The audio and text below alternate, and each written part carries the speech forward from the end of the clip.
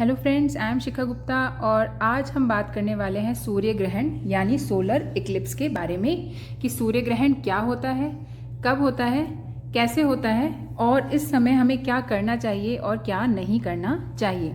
तो आइए शुरू करते हैं। जैसा कि आप सभी को पता ही होगा कि 21 जून 2020 को सूर्य ग्रहण होने वाला है।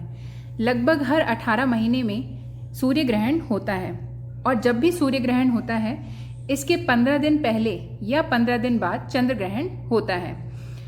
इस बार बहुत सालों बाद एक ऐसा योग बना है कि 3 ग्रहण लगातार होने वाले हैं, यानी सूर्य ग्रहण के 15 दिन पहले भी चंद्र ग्रहण है और सूर्य ग्रहण के 15 दिन बाद भी चंद्र ग्रहण है।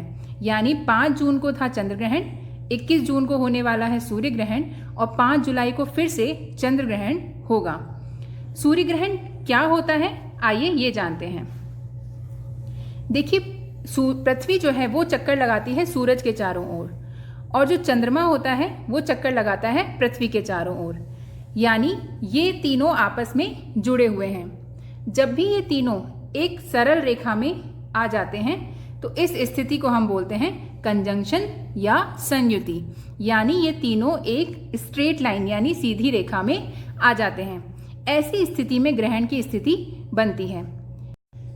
देखिए, पहली स्थिति में क्या होगा, जब सूरज, चंद्रमा और पृथ्वी एक सरल रेखा में हैं और पृथ्वी सूरज और चंद्रमा के बीच में आ गई है। इस स्थिति में क्या होगा, चंद्रमा पर सूरज का प्रकाश पड़ेगा और वही भाग पृथ्वी पर दिखाई देगा। तो ऐसी स्थिति में यहाँ पे बन रही है पूर्णिमा। पूर्णिमा वाले दिन हमें चंद्रमा पूरा दिखाई देता है क्योंकि चंद्रमा का जो भाग हमें दिखाई दे रहा होता है उस पर सूरज की पूरी रोशनी पड़ रही होती है। वहीं दूसरी स्थिति में क्या होगा, यदि चंद्रमा पृथ्वी और सूरज के बीच में आ जाता है तो चंद्रमा का जो पृथ्वी की तरफ हिस्सा होगा उस तरफ अंधेरा होगा, वहाँ सूरज का प्रकाश नहीं पड़ रहा है। सूरज का प्रकाश पड़ रहा है चंद्रमा के इस हिस्से पर जो कि पृथ्वी से दिखाई नहीं दे रहा है। तो यहाँ पर हमें रात में चंद्रमा दिखाई नहीं देगा, यानी ये स्थिति है अमावस की। अब देखिए, सूर्य ग्रहण में क्या होता है, सूर्य ग्रहण में चंद्रमा सूरज के आगे आ जाता है और इस वजह से जो सूरज है वो हमें दिखाई नहीं देता या सूरज का कुछ हिस्सा हमें दिखाई नहीं देता।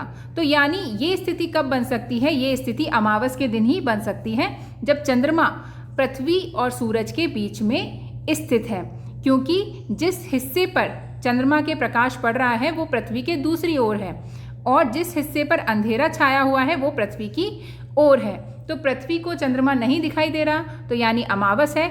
और दूसरी बात कि इस समय चंद्रमा एक ऐसी स्थिति में हो सकता है कि जब सूरज को ढक दे और इस वजह से सूरज का कुछ भाग या सूरज हमें दिखाई नहीं दे। तो यानी दूसरी स्थिति में सूरज ग्रहण की स्थिति बनती है, यानी सूर्य ग्रहण हमेशा और हमेशा अमावस के दिन यानी न्यू मून वाले दिन ही होता है और उससे पहली पूर्णिमा या उसके बाद की पूर्णिमा वाले दिन चंद्र ग्रहण होता है। क्योंकि जैसा कि आप देख सकते हैं, पहली स्थिति में क्या हो रहा है कि ये पूर्णिमा की स्थिति है, जब जिस हिस्से पर चंद्रमा की रोशनी पड़ रही है वो पृथ्वी से दिखाई दे रहा है, लेकिन इस स्थिति में पृथ्वी सूरज से चंद्रमा तक पहुंचने वाले प्रकाश को रोक सकती है और इस वजह से चंद्रमा या चंद्रमा का कुछ हिस्सा हमें दिखाई नहीं देगा, यानी चंद्र ग्रहण हमेशा पूर्णिमा वाले दिन होगा और सूर्य ग्रहण हमेशा अमावस वाले दिन होगा।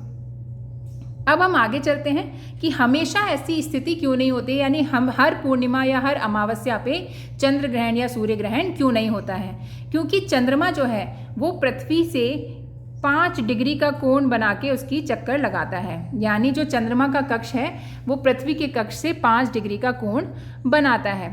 इस वजह से ये तीनों सूरज, पृथ्वी और चंद्रमा हमेशा सीधी लाइन में हों हर पूर्णिमा या अमावस्या के दिन, ऐसा जरूरी नहीं है। ये स्थिति कभी कभी ही बनती है, जैसा कि मैंने आपको बताया कि सूर्य ग्रहण की स्थिति लगभग हर 18 महीने में बनती है।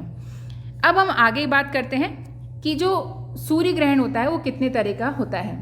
3 तरह का सूर्य ग्रहण होता है। एक तो होता है टोटल इक्लिप्स यानी पूर्ण सूर्य ग्रहण, जिस दिन बिल्कुल भी सूरज नहीं दिखेगा, यानी चंद्रमा पूरी तरह से सूरज को ढक लेगा। दूसरी स्थिति होती है एन्युलर यानी चक्राकार सूर्य ग्रहण। एन्युलर सोलर इक्लिप्स क्या होता है, जिस दिन सूरज हमें एक अंगूठी जैसा दिखाई देता है, जैसा कि 21 जून को होने वाला है। ऐसी स्थिति कब बनती है, जब देखिए, चंद्रमा जो है वो पृथ्वी के चारों ओर एक व्रत में चक्कर नहीं लगाता, एक दीर्घ व्रत में चक्कर लगाता है। यानी कि एक स्थिति ऐसी होगी जब पृथ्वी और चंद्रमा के बीच की दूरी सबसे ज़्यादा होगी, और एक ऐसी स्थिति होगी जब पृथ्वी और चंद्रमा के बीच की दूरी सबसे कम होगी। जब पृथ्वी और चंद्रमा के बीच की दूरी सबसे ज़्यादा होती है तो इसे हम बोलते हैं एपोजी यानी अपभू, और जब इन दोनों के बीच की दूरी सबसे कम होती है तो उसे हम बोलते हैं पेरिजी यानी उपभू। तो इस तरीके से अपभू यानी जब एपोजी की स्थिति होगी तभी एन्यूलर जो है सोलर इक्लिप्स होगा, या जो अंगूठी के समान सूर्य ग्रहण दिखाई देगा। ऐसा इसलिए होता है क्योंकि इस समय चंद्रमा बहुत छोटा हो जाता है और पूरी तरह से सूरज को नहीं ढक पाता। तीसरी तरह का जो सूर्य ग्रहण होता है वो है पार्शियल सोलर इक्लिप्स, या एक संक्षिप्त जो सूर्य ग्रहण होता है जिसके अंदर सूर्य जो है पूरा नहीं ढकता, उसका कुछ भाग ही ढक जाता है। इस तरीके से 3 प्रकार के सूर्य ग्रहण होते हैं। 21 जून को होने वाला सूर्य ग्रहण एन्युलर टाइप का होगा, यानी उसमें अंगूठी के समान का सूर्य दिखाई देगा। इसके बाद हम जानते हैं कि सूर्य ग्रहण वाले दिन क्या करना चाहिए, क्या नहीं करना चाहिए।